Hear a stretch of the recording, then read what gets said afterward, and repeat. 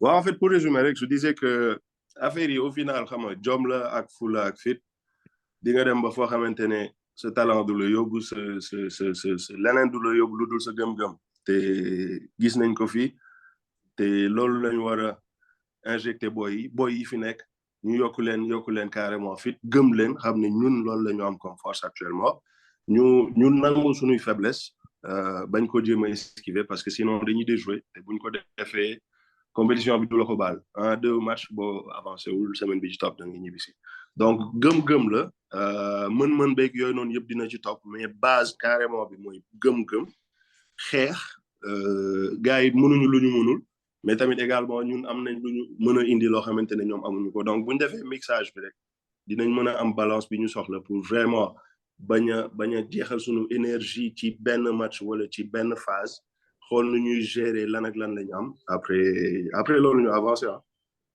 Ok, non, c'est clair. Je pense que transition bi baax na pour prochain sujet bi. C'est un peu la deuxième partie. C'est la deuxième partie. On va parler de Sénégal-Hollande. Donc, Sénégal-Hollande, mooy premier match bi suba la. Donc, on est dimanche, tey le match d'ouverture bi. Sénégal-Hollande suba la. Quels sont les choix à faire pour le coach? Gars yi wax nañ ko sànq brossé nañ ko, c'est à lui d'avoir le discours comme Aimé Jacquet en 98. Moustapha Ndiaye, à toi. Ok, Ousmane, merci. Bon, très rapidement, hein. Déjà, je vais commencer par le choix des hommes. Ensuite, faire une transition un peu par rapport à l'animation du système, etc., etc. Donc, moi, comme gardien, ben, je pense qu'on sera tous d'accord que je mets Edouard Mendy. Comme défenseur, alors, je mets Koulibaly, je mets Pape Abdou Cissé, je mets Youssouf Sabali et je mets Abdou Diallo. Comme milieu de terrain, ben, je mets Pathé Ciss, je mets Nampalys Mendy, je mets Gana Gueye. On va jouer avec 3-6. Et ben, Chikao, ben, Ismaël Sarr, Krépin Diatta et Boulaye Dia. Alors, bon, loolu 4-3-3 là. 4-3-2-1. Bon, si la ñëw. Alors, comment, en fait, là, en fait, on va jouer en fonction de l'adversaire, en fait, parce que je pense que, si je ne me trompe pas, hein, les Hollandais, ils vont jouer en 3 derrière, 5 milieux de terrain et 2 attaquants. Ils jouent en 3-4-3. 3-4-3. Mais après, bon, ça dépend comme si animation offensive vient, parce que tu vois, bon, mais juste par rapport à la compo, en fait. Alors, pourquoi Khalid Koulibaly a pas Abdou Cissé? Je pense qu'ils ont mieux joué. Déjà, Mana, c'est un axe qui me donne satisfaction. Parce que bon, l'axe de joué le match retour contre l'Égypte. Pape Abdou Cissé, il est dur sur l'homme, il a été costaud, tu vois, il a muselé les attaquants égyptiens. Donc, c'est un profil de fighter, quoi. Tu vois, Khalid Koulibaly, ben, sa présence est incontestable. Alors, pourquoi je mets Abdou Diallo? Abdou Diallo, bon, il a un profil, si tu veux, il est multitâche, en fait. Quand je dis multitâche, c'est-à-dire il peut jouer dans l'axe central, il peut jouer arrière-gauche. Moi, personnellement, je préfère que Abdou Diallo joue arrière-gauche que nous fait avec Fodé Ballo-Touré. Alors, à droite, ben, Youssouf Sabaly, pour moi, c'est le meilleur profil qu'on peut avoir à droite. Alors, pour venir au milieu de terrain, Pathé Ciss, Nampalys, Gana, comme on l'a dit, hein, je pense que sera tout ça qu'il faudra qu'on mette 3-6, tu vois, de profil 3-6 sur famille, ben, ils vont amener de l'impact physique au milieu, tout en sachant que Pathé Ciss, comme j'ai l'habitude de le dire, en fait, il faut savoir que techniquement, il n'est pas mal, parce que en fait, c'est quelqu'un quand il a le ballon, techniquement, il se débrouille bien, il peut se projeter très rapidement vers l'avant, tu vois. Alors, Krépin Diatta à droite. Pourquoi Krépin Diatta à droite? Parce que c'est un match nos deux excentrés devront faire beaucoup d'efforts en fait, défensifs, tu vois. Et Krépin, je pense qu'à Monaco, quand il est revenu blessé, il a commencé piston droit, tu vois. Donc, c'est un homme de couloir et tout, il pourra faire les efforts défensifs. Et derrière, c'est quelqu'un, enfin, lui aussi se projette très rapidement devant. Et c'est sûr que vu que Hollandais, ils vont jouer à 3 derrière, il y aura forcément des espaces qui vont se libérer. Donc, même cas de figure aussi pour Ismaël Sarr. Hein. Ismaël Sarr, c'est quelqu'un qui va vite, etc. Il peut faire le rôle de piston gauche, tu vois. En fait, quand je dis piston, c'est que, voilà, en phase offensive comme défensive, tu vois, il pourra apporter sa vitesse, sa fougue, etc., etc. Mais bon, on a bien match Il a terminé plus son droit, si je ne me trompe pas. Alors, Boulaye Dia, pourquoi Boulaye Dia? Parce que pour moi, c'est le meilleur profil qui peut se créer des occasions. Techniquement, il est bien. Il peut conserver le ballon quand on en aura besoin. Voilà, quoi. Donc, très rapidement, c'était ça. Très, très, très, très bien. Alors, moi, je sais qu'il y aura il y aura des commentaires. Donc, Moustapha Fall, je sais que tu n'es pas pour Cissé et tu as des doutes sur Boulaye Dia, peut-être parce qu'il faut que Iliman Dia joue. En 3 minutes, c'est quoi ta réaction par rapport à ce que Moustapha Ndiaye nous a proposé? Non, Moustapha li mu proposé baax na sauf si que man Abdou Cissé xaw ma Abdou Cissé Moustapha Abdou Cissé baaxul. Donc, tu as donné comme référence match contre Égypte, mais il était nul. Il avait des problèmes de placement. C'est que Sénégalais li ñu gis mooy que ni xam nga Sénégal tey ñun la plupart ñun ñuy seetaan match duñ xool match duñ xool match dañuy xool occasion yi rek parce que partout il voyait le gars corner offensive dañ ko doon gis défensivement dañ ko doon gis muy tëb ci mbëkk mais le gars il sait pas où se placer booy bi il a des problèmes il a un problème de concentration. La preuve booy bi actuellement il joue même pas dans son club il est pas titulaire il est dañ ko teg de côté. Donc ça c'est mooy sama premier truc ci Abdou Cissé moo tax Sénégal tey 3-4-3 mënuñ ko jeter parce que si on prend 3-4-3 ñu teg Abdoulaye Cissé tey derrière c'est des risques parce qu'on a que 3 centraux de métier une fois kenn blessé après ça c'est un problème moo tax tey Abdou Cissé tey je pense qu'il dina xalaat comme man kii la bu mës a jël risque jouer 3 derrière. En même temps, les trois en même temps, effectivement, je suis d'accord. Bu ci kenn blessé day am problème parce que tey moo tax l'absence de Niakhaté ça nous fait vraiment mal l'absence de Niakhaté. Mais après Formose kii la de Formose Mendy c'est un waaw mais xam nga Formose musul jouer ci loolu c'est comme gars yi ils ont comme que la paire Koulibaly Diallo au moins donne une satisfaction te yàgg nañ jouer depuis quelques matchs quand même am na ay quelques automatismes je pense qu'il faut reconduire cette paire ça c'est mon avis qu'on va aller sur moi je vais aller sur du 4-2-3 en fonction de l'adversaire donc 4-2-3 c'est-à-dire je vais mettre bon l'axe Koulibaly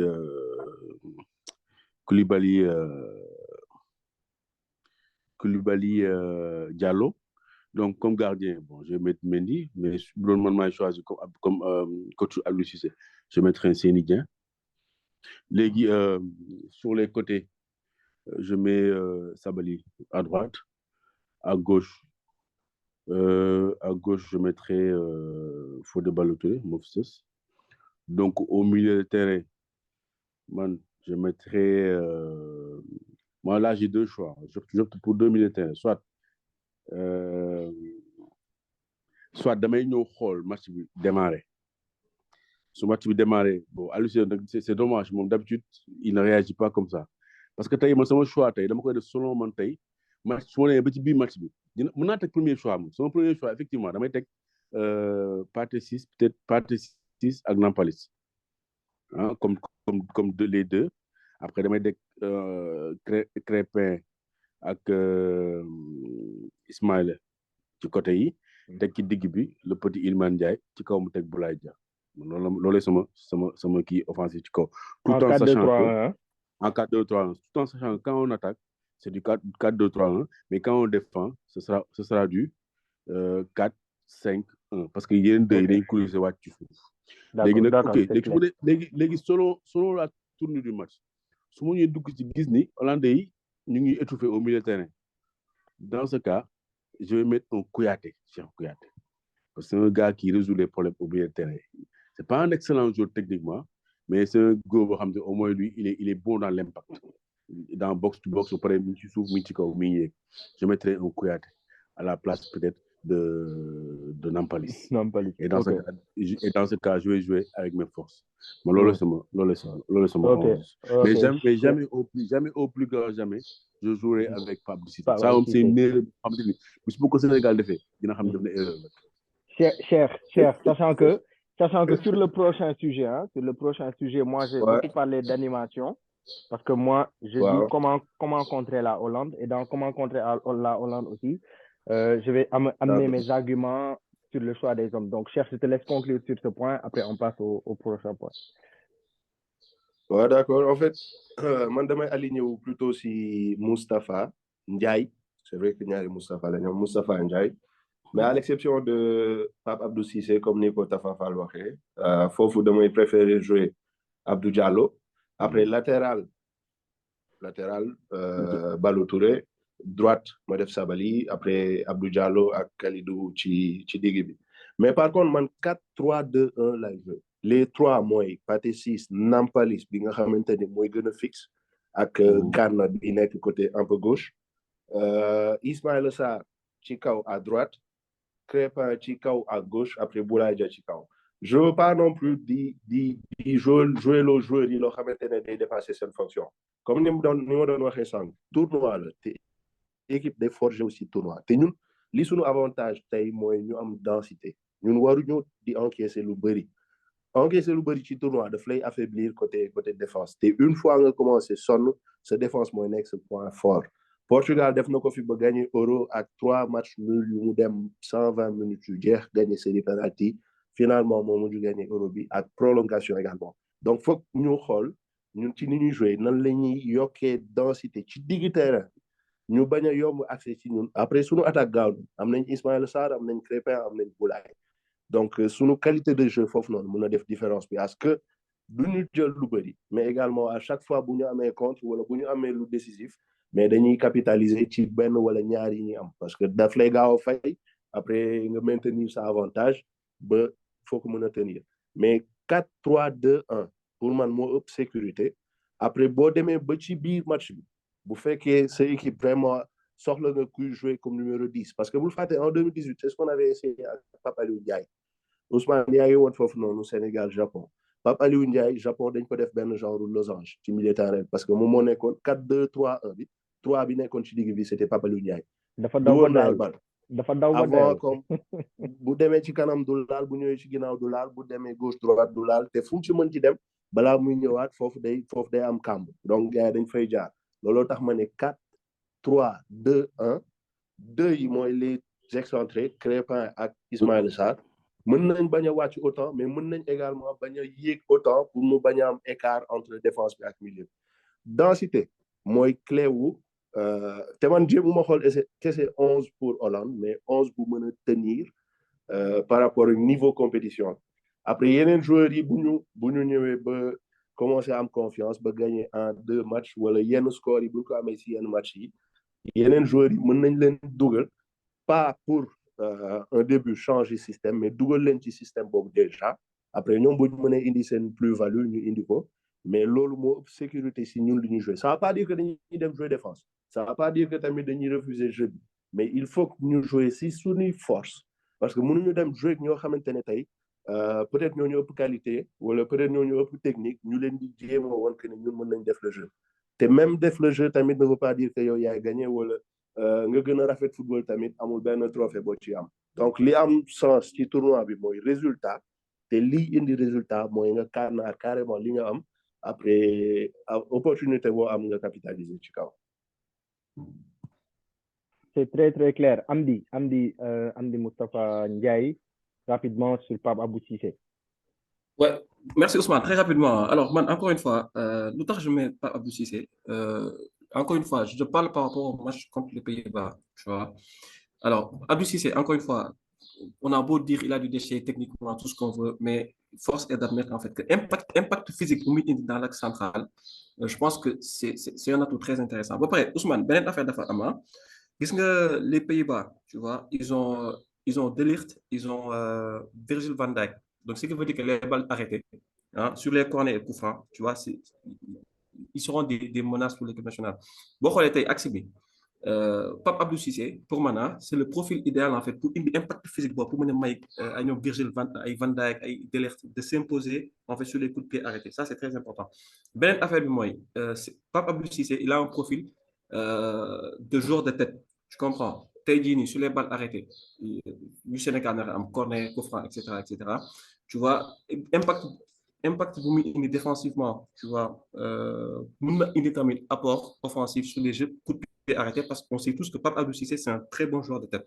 En fait, là, Bogon York, très rapidement par rapport à ça, avant qu'on passe à autre chose. C'est très clair. Ma arab pour mon copain Moustapha Fall pour ne pas trop rester sur un joueur parce que ni déglu bari na modèle du seetaan waa AS Pikine waa Pikine xaaj ma donc pas obligé il a des forces il a des faiblesses mais je suis assez d'accord que sur les coups de pied arrêtés il a son mot à dire quand même mais man j'ai un autre sujet mon sujet c'est plus la Hollande et j'ai eu dégg naa Cheikh ne dañuy jouer 11 boo xam ne duñu jouer 11 pour je suis d'accord kuy dem coupe du monde doo def match bu nekk 11 te booy xool man loolu laa doon reproché Aliou Cissé mais tey dañuy jouer équipe boo xam ne c'est une équipe très compétitive. Une équipe qui a battu la Belgique tout récemment en Ligue des Nations, 4-1. Festival offensif parce que leçon tactique. Avec un coach très, très, très fort. Car je chronomètre sans bop aussi. Pour ne pas les mains imposer, ni imposer sans bop. Mais une équipe qui joue très bien. Alors, comment la Hollande joue? J'ai eu un échange de commentaires dessus sur un poste de Mampa Toundoy de la TFM qui est, je pense, très, très, très, très forte tactiquement, qui est journaliste sportif. Au Sénégal, je pense que Mohamed Adam Ndion sont de référence. Mais Ben Gagne Boutoudou Birahim Sarr, qui a eu une analyse aussi très claire. Je pense que Taïbouni aurait joué avec Hollande. La Hollande joue en 3-4-3.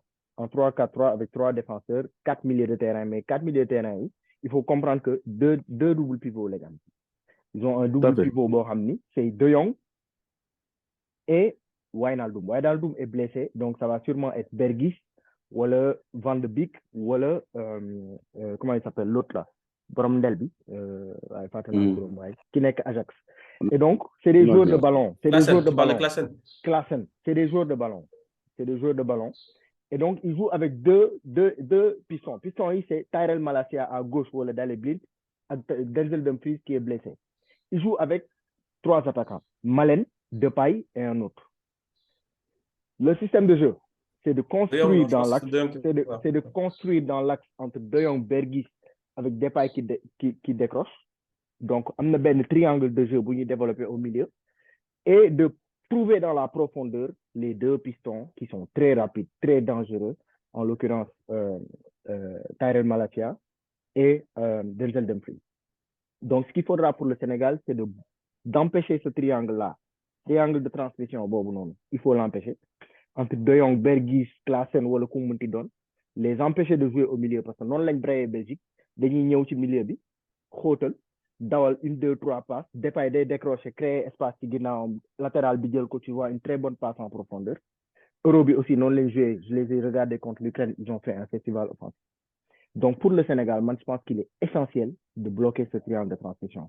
Le seul joueur capable de bloquer ce triangle de transmission au Sénégal pour moi c'est Idrissa Gana Gueye, qui peut gratter des ballons dans ce triangle de transmission, qui peut empêcher De Jong de jouer.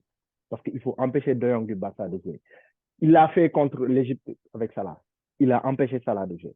Pour moi, le joueur essentiel du dispositif c'est Idrissa Gana Gueye. Ensuite, il faut se déployer vite parce que tu auras 2, 3, 4 occasions maximum à exploiter. Donc, j'essaie d'aller vite parce que ça m'attend mais tu as maximum 3 occasions à exploiter. Pour moi, le joueur qui peut trouver des ballons propres à ressortir au Sénégal actuellement, c'est Pathé Ciss.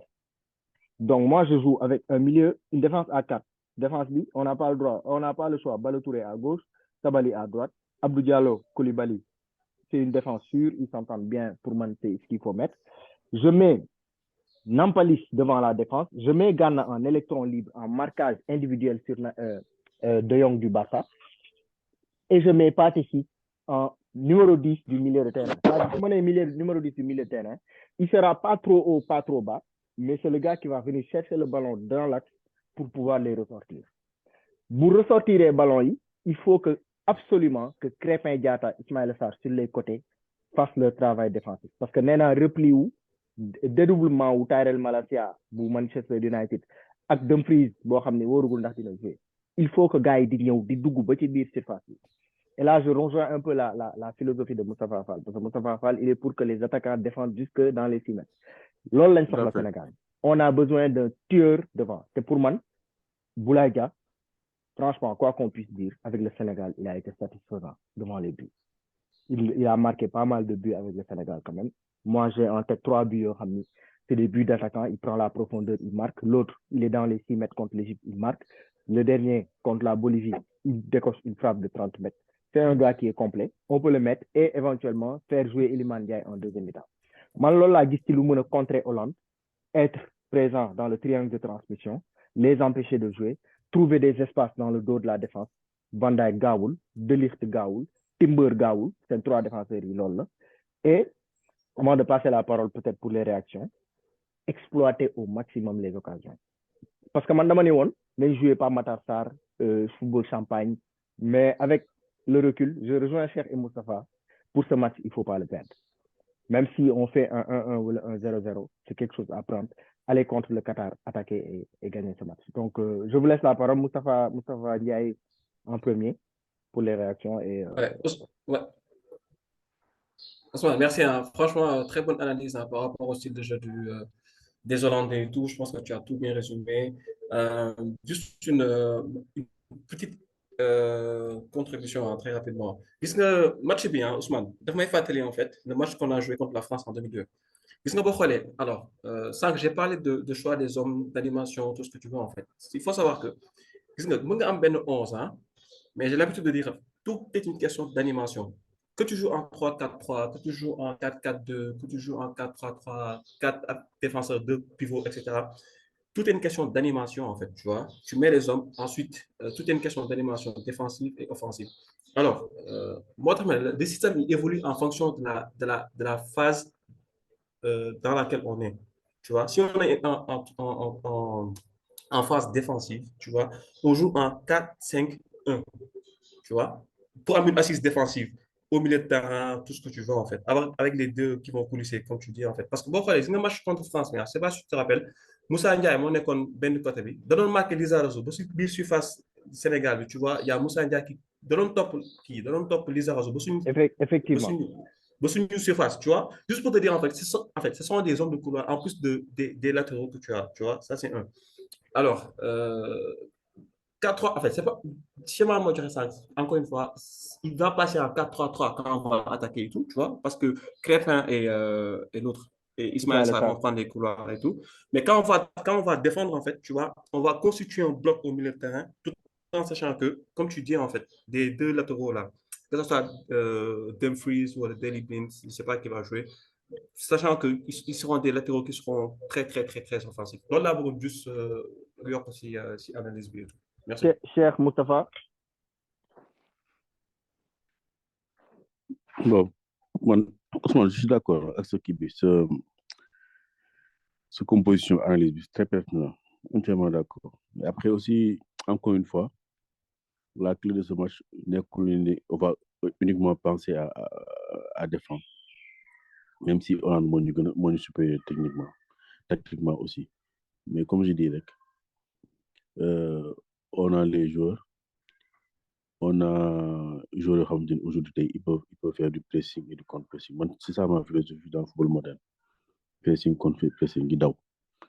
loolu suñ ko defee gars yi duñu sax may temps bu ñëwee suñ camp te su boobaa ñun tamit ci nañ jéem a dem pour dugal parce que bu ñu jéem aussi toog rek ci xaar aussi pour encaisser bien vrai que parce que bu ñu amee la peur au ventre ne non waruñ perte di xalaat trop la défense boobaa dañuy perdre mais su ñëwee jël match bi teg les 11 hommes qu'il faut di presser comme ñoom comme je dis rek système bi ki joxe Ousmane baax na système bi Cheikh joxe baax na ainsi de suite ak même bi ki joxe baax na Moustapha matin bi joxe baax na donc tout dépend de après match bi naka lay commencer donc léegi nag lecture boobu nag coach bi moo ko mën a lire. animation bi quoi. animation exactement en fonction de animation bi. bu def rectification yi donc après comme je dis rek système bi ngay attaquer ce sera différent comme système bi ngay défendre tout dépend parce que comme je dis rek Hollande aussi ils ont un jeu très offensif. Très offensif. Qui passe par les côtés. Aussi, ils ont un contre-pressing très important. Mais derrière, même s'il y a Van Dijk, derrière aussi c'est faible. Ils encaissent beaucoup de buts. Parce que nous, petit 3 derrière, c'est une faille. C'est derrière les latéraux. Il faut le faille. Souvent, les gens, ils les prennent de derrière. Donc aujourd'hui, nous encaisser juste défense. Mais nous pressing. Nous pressing, nous su boobaa ñoom dañ leen duteloo parce que bu ñu ñëwee rek première minute rek ñu wàcc rek gars yi ils seront à l'aise ils vont prendre beaucoup de buts parce que mënuñu leen téye attaque boobu noonu ñu nekk ci kanam ñun Sénégal yi mënuñu leen téye du dugal mënul nekk donc ñun dès le début rek nañ wane parce que football yëpp ci début bi la.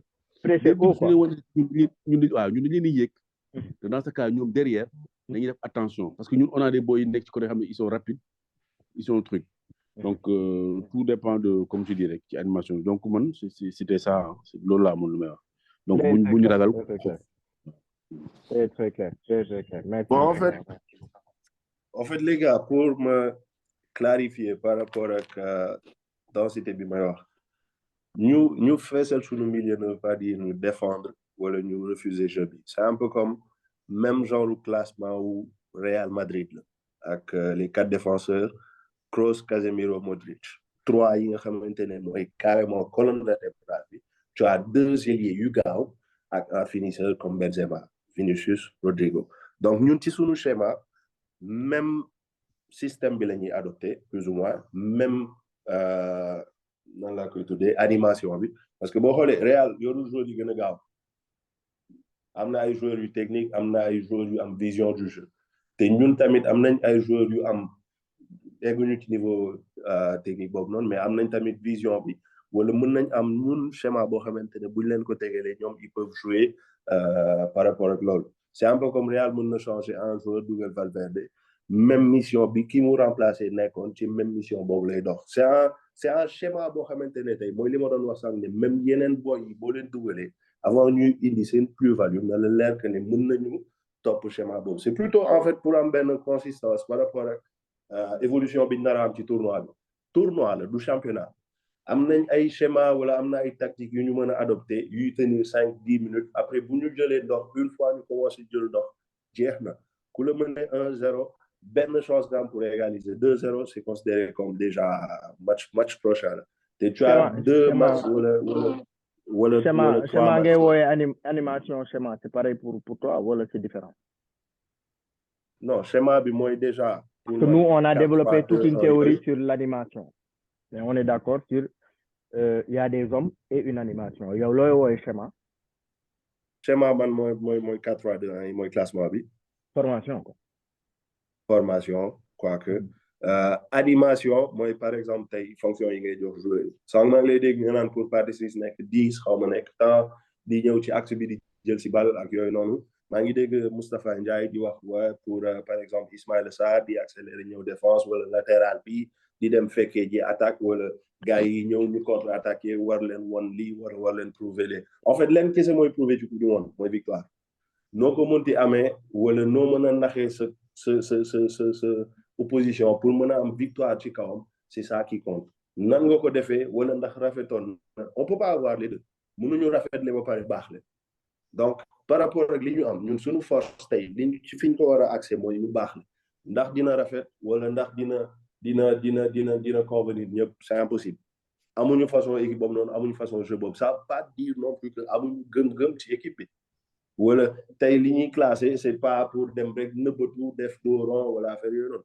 mais boo xoolee ci façon équipe yi mës a gagné coupe du monde wala façon équipe yi nga xamante ne dañuy sori ci tournoi mooy ñi nga xamante ne mënoo leen bett mënoo leen dominer wala mënoo am loo asseoir ci seen kaw pendant benn durée bu yàgg te ñëpp xam nañ ne domination mënul gudd ba nekk 50% wu benn période benn mi-temps domination lu mu gudd ay 10-15 minutes la te boo ci jeexalee sa li nga am yow ci énergie wala boo ci wanee carrément li nga indi ci animation mais après keneen da lay étudier da lay contourner et la messe est dite quoi donc c'est plutôt pour ñu am ñun loo xamante ne tey am nañ colonne vertébrale bu ñu mën a téye en attaque comme en défense ñu bañ a dugg ci euphorie parce que affaire yi dina rafet dina neex mais foog ñu am lu ñu téye sunu mental dafa am lu ñuy wuti c'est ça qui est le plus important que naka lañ koy defee extérieur intérieur cordeau ak yooyu dina ñëw après mais animation bi ëpp njëriñ mooy bi nga xamante ne ñun duñ ci am dégâts yoo xamante ne dañ koy supporter après 1-0 0-0 1 point yooyu noonu yëpp ay points de plus la yu lay yóbbu ci kanam mais pas ci ginnaaw lépp a gën defee. D'accord dernier point yow lan mooy sa pronostic pour match yi Sénégal-Hollande pronostic. Bon je dirais 1-1 wala 2-1 Sénégal. Moustapha Fall. Bon, je vais suivre le choix du cœur. 1-0 pour le Sénégal. Moustapha Ndiaye? Bon, moi, je vois un match très, très, très fermé, 0-0. Ok, bon. Comme je suis un Ousmane, rêveur. Ousmane, Hein. si tu permets, hein, très rapidement. Alors, juste pour apporter une contribution par rapport au gars et développer et tout. Alors, moi, je pense que pour ce match-là, il ne faut pas qu'on vienne et qu'on se dise qu'il faut qu'on le gagne coûte que coûte. Tu comprends? Ce sera un match où il faut le jouer intelligemment, tu vois. Pour Mana, c'est mon avis. Si on sort de ce match, en fait, avec un match nul, pour moi, on aura fait un très bon résultat. Si on gagne, c'est tant mieux. On prend. Mais il faut tout faire pour éviter la défaite. Moi, c'est ça. Ousmane, excuse-moi, breaking news. Abdoulaye Sow, sur le cas Ismaël Jacob, la fédération Sénégal était nécessaire.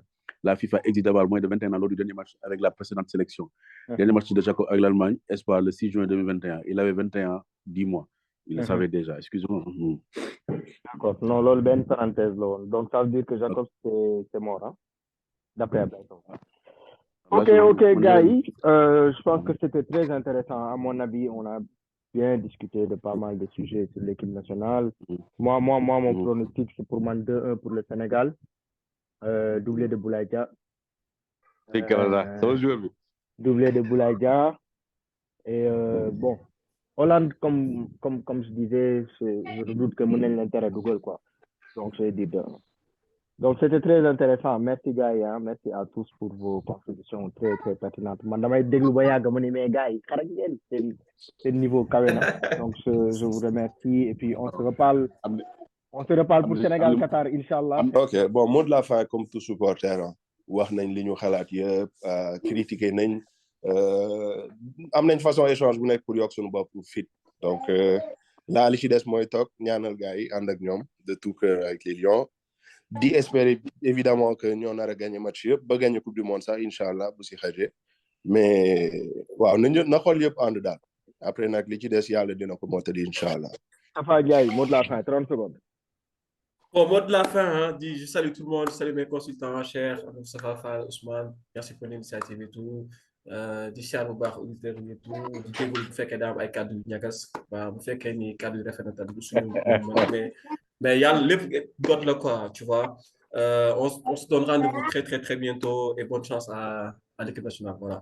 Moustapha Fall. Mot de la fin, effectivement, pour répondre à Moustapha. Donc, aujourd'hui, débat pour nous, il faut avoir une contradiction. Parce que vous n'avez pas manqué, vous n'avez pas de sujet de l'ex, vous n'avez pas de sujet. Effectivement. Donc, voilà, si on a une contradiction, comme si Sanchez nous aurait, les gens qui ont fait constater des gars, les gens qui ont fait am tay ñu jëma dem de l'avant. Donc, on a manqué outil ndam sama gars. Jaajëf sama gars yi kon prochain rendez-vous avant Sénégal Qatar Inch'Allah. Merci à tous. C'était très intéressant. Merci beaucoup.